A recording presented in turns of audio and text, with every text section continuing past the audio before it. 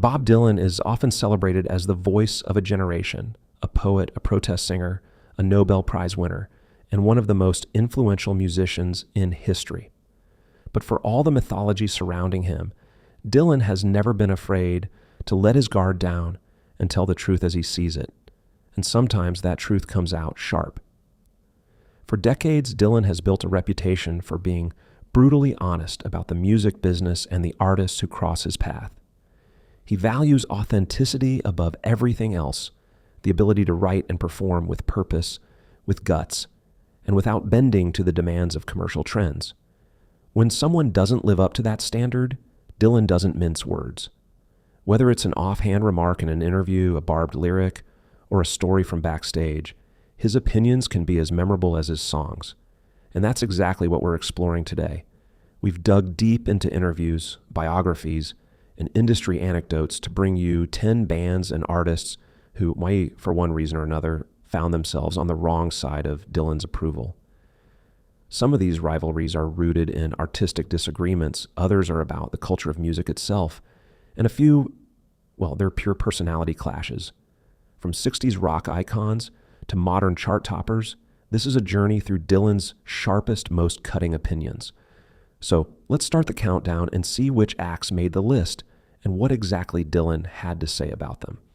Number 10, Nickelback. Nickelback has long been a punching bag in rock circles, and while Bob Dylan isn't one to join in on passing trends, his view on the Canadian rock giants fits neatly with his disdain for formula-driven music. To Dylan, music should be raw, unpredictable, and alive. Everything he believes gets lost when songs are built to fit a radio format. Nickelback's polished, arena-ready sound has sold millions of records worldwide, but that commercial success is exactly what Dylan has bristled at in other artists. In interviews, Dylan has made it clear he's suspicious of music that feels manufactured for mass appeal. While he never launched into a direct name-by-name tirade about Nickelback, biographers and journalists have noted that his comments about rock and roll that sounds like a marketing meeting have often been interpreted as a veiled swipe at bands like them. The glossy production, repetitive lyrical themes, and safe songwriting are the kind of traits Dylan has called musical wallpaper. Nice enough to fill space, but not worth remembering. There's also the matter of emotional depth. Dylan's best work has always been about storytelling, capturing the human condition in all its messy contradictions. Nickelback's catalog, by contrast, often leans on broad, generalized emotions packaged in predictable hooks. To Dylan, that's emotional fast food, satisfying in the moment but forgettable minutes later. He said that songs should leave a scar, not just a catchy chorus stuck in your head for a week. Behind the scenes, there have been reports of Dylan keeping his distance from certain festival lineups. One promoter recalled that when Nickelback's name came up as a possible co-headliner for a summer event, Dylan's team politely declined, citing a mismatch in artistic values. Whether that's a polite euphemism or the truth, it speaks volumes about how seriously Dylan takes the company he keeps on stage. Fans of Nickelback often push back, arguing that their consistency is part of their appeal, that they know what their audience wants and they deliver it every time. But that's exactly the problem in Dylan's eyes. He spent his entire career reinventing himself, sometimes at the cost of alienating his own fan base. The idea of doing the same thing album after album is, to him, a creative dead end. As he's been quoted saying, "Rock and roll that sounds like a marketing meeting isn't rock and roll at all." Nickelback may be one of the most commercially successful rock bands of the past 2 decades, but for Dylan, success measured purely in sales means nothing if the music doesn't take risks. And in his book, Safe Music is just another kind of failure.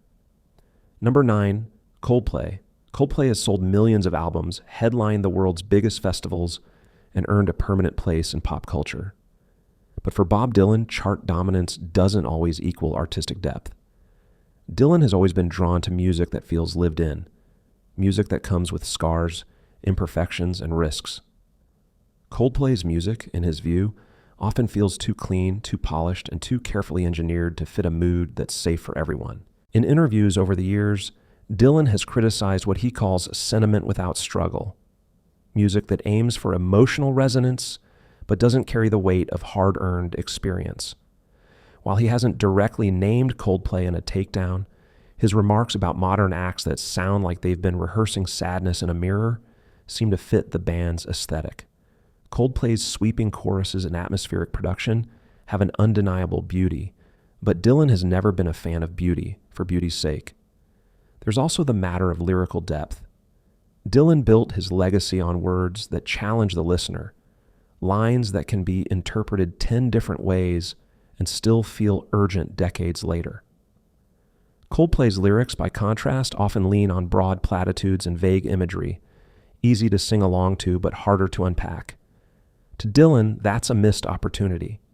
He said before, "If your song can be summed up on a bumper sticker, you should keep writing." One story that often circulates among festival organizers is that Dylan's team declined an invite to play a high-profile charity concert where Coldplay was the headliner. The reason given was scheduling conflicts, but insiders have claimed Dylan wasn't interested in sharing a bill with a band he felt represented safe corporate pop. Whether that's entirely accurate or just music industry gossip, it fits with his long-standing preference for sharing stages with artists he respects on a creative level. Coldplay's fans might argue that their music is meant to be uplifting and accessible, not abrasive or confrontational. And in fairness, their ability to write universally appealing songs is exactly what has made them one of the biggest bands of their era.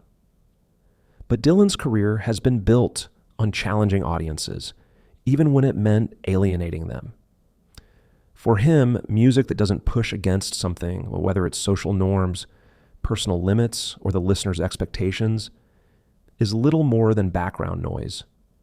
Coldplay might fill stadiums and inspire sing-alongs from Buenos Aires to Berlin, but in Dylan's world, the measure of a song is whether it lingers in your head and your conscience, and that's where he feels they fall short. Number 8, the Eagles. The Eagles are one of the most commercially successful American rock bands of all time, with hits like Hotel California and Take It Easy cemented into the fabric of classic rock radio. But for Bob Dylan, their polished brand of country rock was never something to celebrate. Dylan has always gravitated toward music that carries a certain unpredictability, the kind of rawness that keeps a listener uneasy. The Eagles, in his view, smoothed those edges away until there was nothing left but a glossy surface. Dylan has been quoted as saying that some bands take the fight out of music, that they strip away the grit in favor of what sells. While he hasn't made a direct personal attack on the Eagles in public, his disdain for committee-approved songwriting lines up with their reputation for meticulous, highly collaborative production. Where Dylan thrives on spontaneity, they perfected the art of the controlled, radio-ready sound. To Dylan, that control comes at a cost. He's built his career on songs that feel alive, that can change from one performance to the next. The Eagles, by contrast, were known for performing note-for-note replicas of their studio recordings in concert. For fans, that consistency was a sign of professionalism. For Dylan, it was a sign that the music had stopped breathing. "If you can't surprise yourself on stage," he said, "you're just reciting lines." There's also the matter of cultural perception. The Eagles became symbols of the laid-back California lifestyle, sun-soaked harmonies, convertible cars, and endless summer. Dylan, whose work often wrestles with American contradictions and the shadows behind the sunshine, saw that image as hollow. To him, their vision of America was a postcard, not a story. Industry insiders have even recalled moments when Dylan was offered opportunities to collaborate with members of the Eagles or share a bill with them only for him to decline. One promoter put it bluntly, he didn't want to be part of a nostalgia act, and that's what he thought they were. Whether fair or not, it fits with Dylan's lifelong rejection of being boxed into an era or a genre.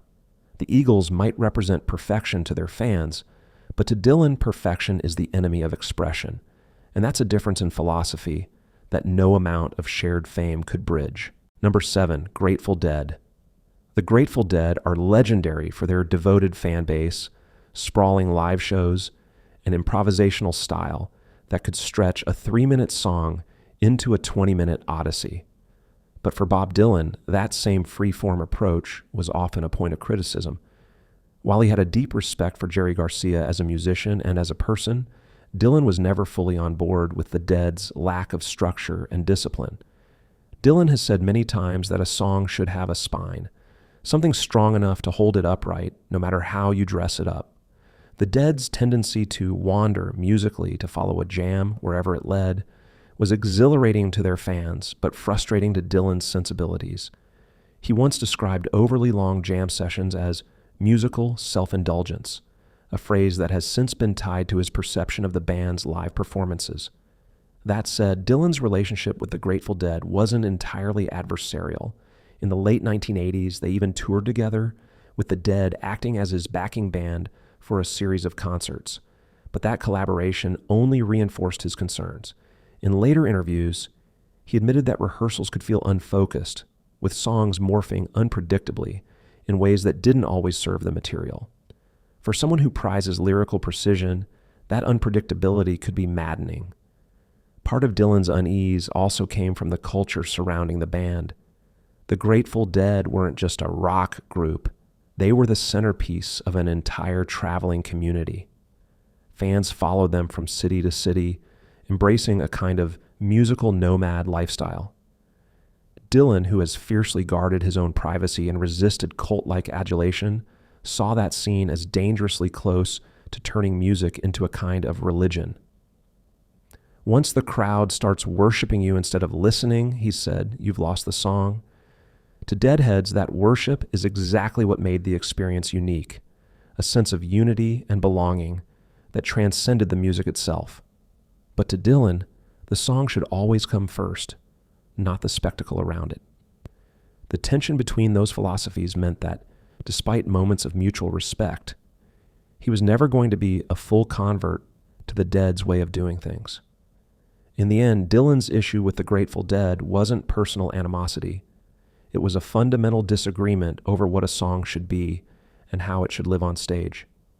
And for Dylan, that disagreement was enough to keep them at arm's length. Number 6, the Beach Boys. The Beach Boys are often celebrated as one of America's greatest bands, with Brian Wilson's Pet Sounds hailed as a masterpiece of pop craftsmanship. But for Bob Dylan, their clean-cut image and sun-soaked harmonies never fully resonated. Dylan's music has always lived in the shadows as much as in the light, political unrest, personal turmoil, moral contradictions, while the Beach Boys projected a version of America that felt to him too perfect to be real. Part of Dylan's skepticism came from the California mythology the band embodied. Songs about surfing, cars, and endless summer days painted a postcard version of the American dream, but Dylan preferred to write about the cracks in that dream. If your songs make life sound like a brochure, he once remarked, you're not telling the whole story. That difference in outlook was more than just stylistic, it was philosophical. The two acts also found themselves compared in the mid-1960s, when Pet Sounds and Dylan's Blonde on Blonde were both considered high watermarks for ambitious genre-pushing albums. Critics drew parallels, but Dylan reportedly bristled at the comparison, feeling that Wilson's genius was rooted in production and arrangement, while his own was in lyrics and storytelling. To Dylan, words mattered most. And while he respected Wilson's ear for melody, he wasn't convinced the songs had the same literary weight.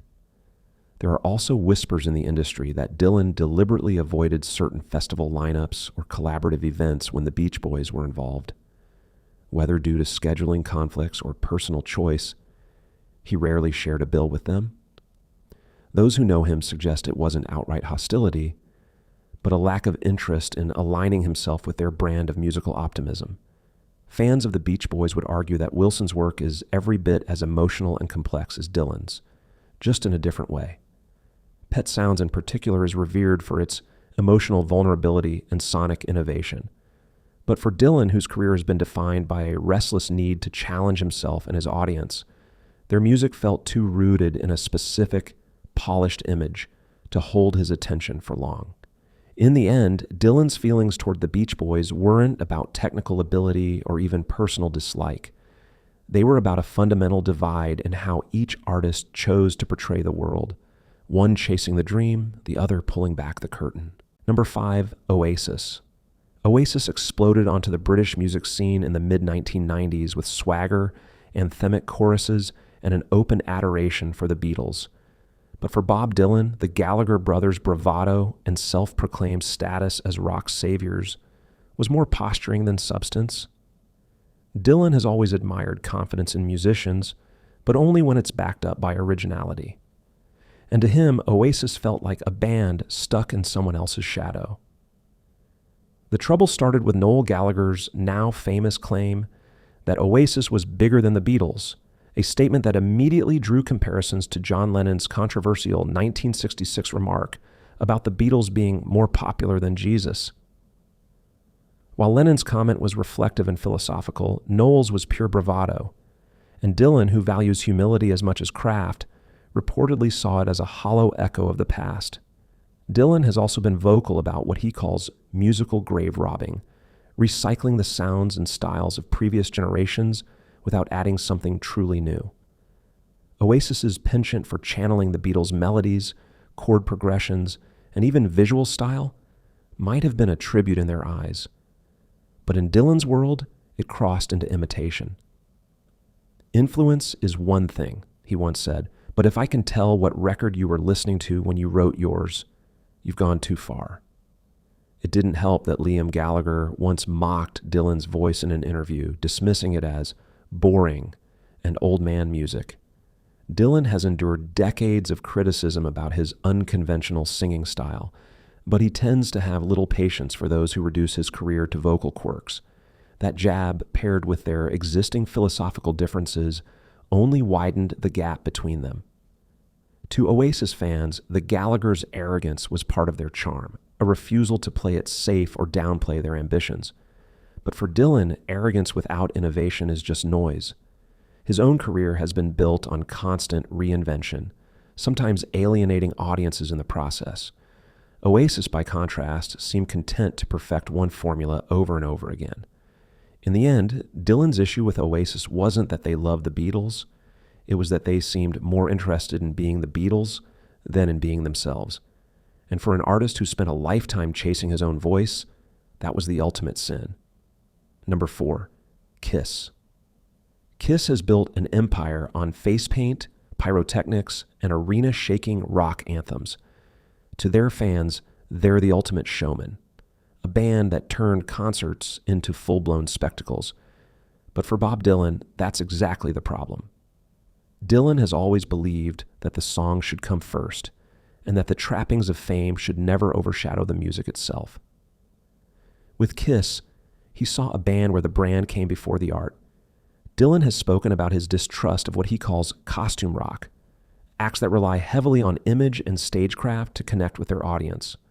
While he's never launched a direct public attack on Kiss, insiders and music historians have noted that his comments about turning rock into a costume party seem aimed squarely at bands like them. The makeup, the merchandising, and the sheer commercial machine behind Kiss represented everything Dylan has spent his career avoiding. To Dylan, a live show should be unpredictable, a conversation between the performer and the audience. Kiss's highly choreographed performances, where every fireball and bass drop is timed to the second, fly in the face of that philosophy. If the show runs the same way every night, he said, you're not performing, you're reenacting. That difference in approach is why Dylan's concerts can be erratic, sometimes even alienating, while Kiss's are engineered for maximum crowd-pleasing consistency. There's also the matter of authenticity. Dylan has never been shy about merchandising. He sold plenty of tour shirts and memorabilia in his day, but he draws the line at making the band itself into a brand-first enterprise. Kiss's logo appears on everything from lunchboxes to coffins, and for Dylan, that kind of saturation turns music into just another product on the shelf. Fans of Kiss would argue that the spectacle is part of the fun, that the theatrics enhance rather than cheapen the music. And commercially speaking, it's hard to argue with their success.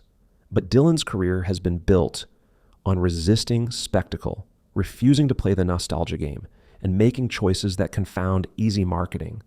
In his world, That makes KISS his polar opposite. In the end, Dylan's issue with Kiss wasn't just about music, it was about philosophy. He spent his life chasing authenticity, while Kiss has spent theirs perfecting the art of the show. And to him, those are two entirely different roads. Number 3, Mumford and Sons. When Mumford and Sons burst onto the scene in the late 2000s, they were hailed as the face of a new folk revival. Banjo-driven anthems, stomping kick drums, and soaring choruses gave them a distinct sound in a pop landscape dominated by electronic beats. But to Bob Dylan, whose fingerprints are all over the history of modern folk, the whole thing felt manufactured. Dylan has often said that folk music isn't about dressing the part, it's about living the life. Watching Mumford and Sons perform in waistcoats and suspenders to stadium crowds, he reportedly quipped to a friend, "Looks more like a costume department than a band." To him, their image leaned too far into theater, turning the grit of folk into a polished aesthetic for mass consumption. One source close to Dylan recalls a moment backstage at a festival where Mumford and Sons were playing. Dylan listened for a while from the side of the stage before quietly walking away.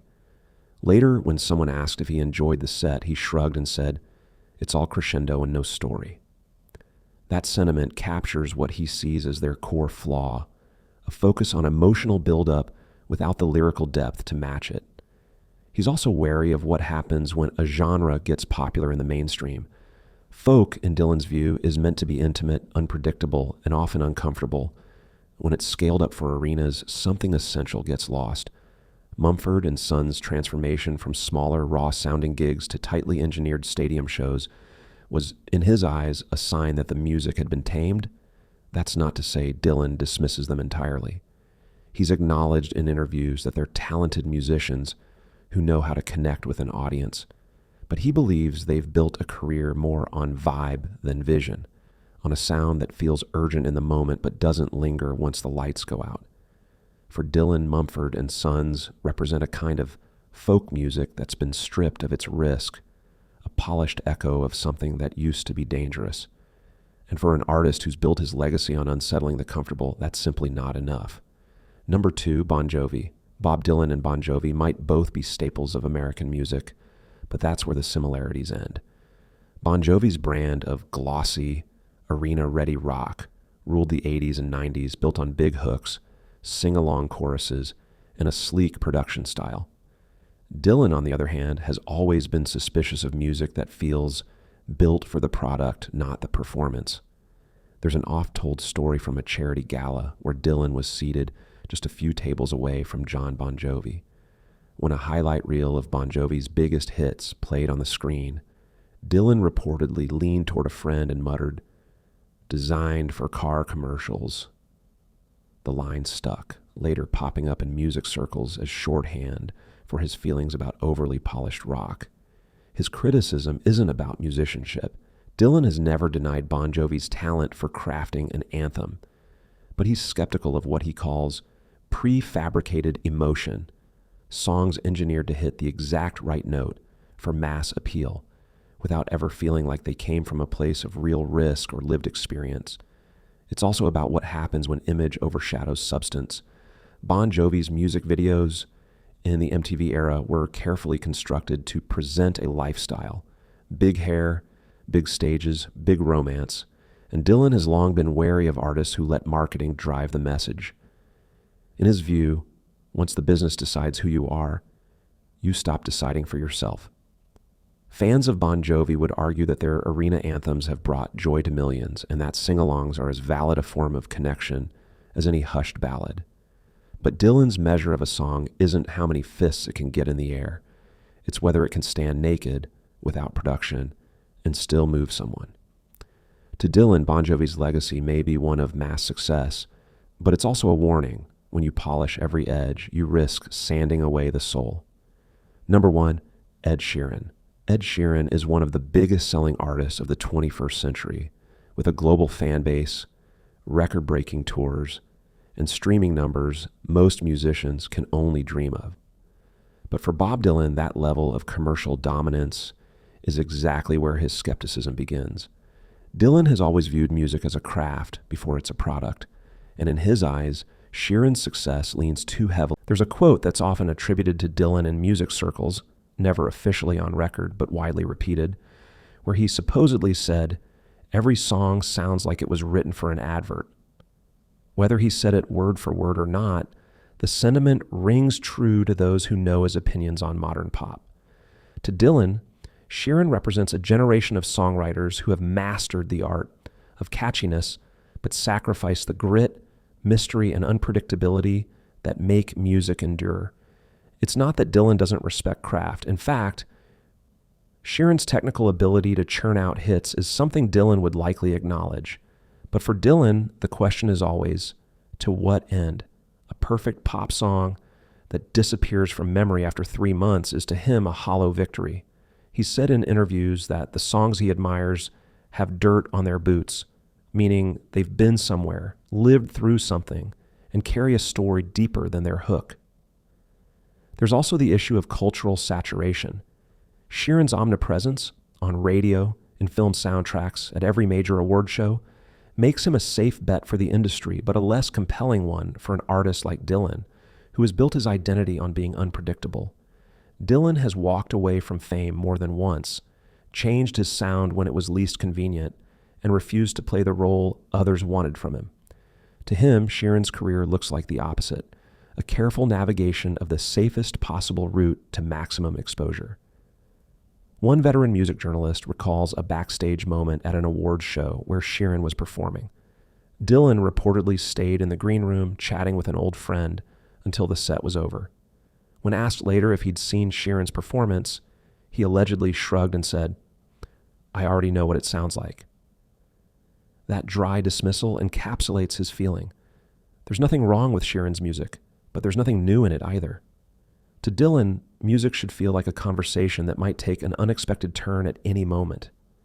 Sheeran's songs, no matter how skillfully written, too often feel like the conversation has been scripted, focus grouped, and rehearsed until every edge is gone. And for an artist who's made a career out of defying expectation, that's the final and most unforgivable flaw. Looking back at this list, one thing becomes clear. Bob Dylan's dislikes aren't random potshots. They all come from the same place. A deep, almost uncompromising belief that music should be authentic, unpredictable, and lived in. Whether he's talking about arena rockers from the 80s, folk revivalists from the 2000s, or modern pop superstars, Dylan's criticism always circles back to the same idea. If the music feels safe, it isn't worth making. It's not about genre. Dylan has embraced blues, rock, gospel, folk, country, and even the occasional Christmas song. It's about intent. Does the music exist to express something true, or does it exist to check boxes and sell units? For Dylan, that's the dividing line. And when a band falls on the wrong side of it, he doesn't hesitate to call it out, sometimes with a sly remark, other times with a blunt line that becomes legend. What's fascinating is that some of the artists on this list are among the most successful in history. They've sold millions, filled stadiums, and influenced countless musicians. But to Dylan, that kind of success is meaningless if the songs don't carry a story worth telling. In his world, one song that changes the way someone sees the world is worth more than 10 number one hits. Of course, Dylan's own career has thrived on being unpredictable. He's made albums that baffled critics, reinvented himself when audiences wanted him to stay the same, and followed creative instincts that often flew in the face of commercial wisdom. That's why this list feels less like a grudge report and more like a manifesto, a reminder of the standards he holds for himself and expects from others. Love him or hate him, Dylan isn't interested in pleasing everyone, and maybe that's the lesson hidden in these rivalries. Music that matters will always divide opinion. If you're making art and no one disagrees with you, maybe you're playing it too safe. So now it's your turn. Which of these feuds surprised you the most, and are there any artists you think deserve to be on Dylan's list?